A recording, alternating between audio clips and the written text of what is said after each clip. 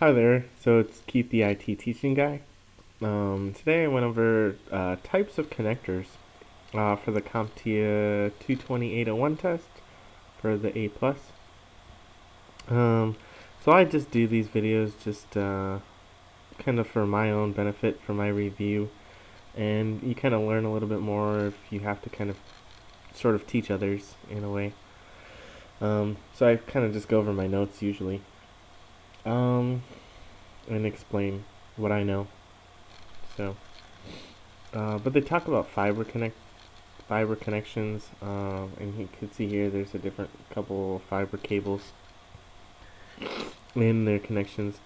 They talk about the ST connection. It's also called straight tip, and you can see that on that picture.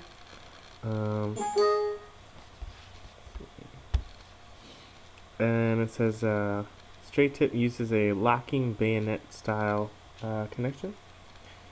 And the next is the SC connector. It is a square connector, or called square connector. And then the LC is a little connector.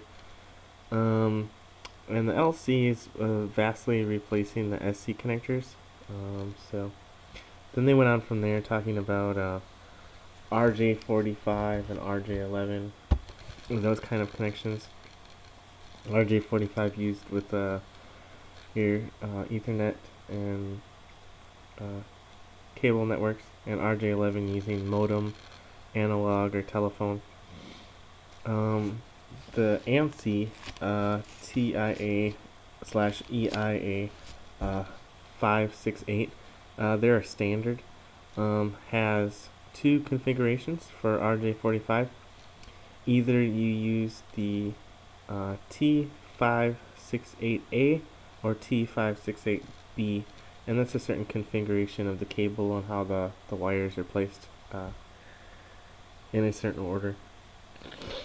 Government actually uses the T568A, and so you want to know which one your company is using so you can set up your cabling properly.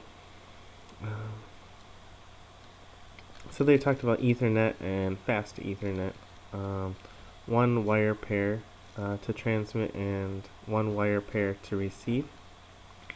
And then gigabit and 10 gigabit Ethernet transmit and receive data using all four wire pairs at the same time.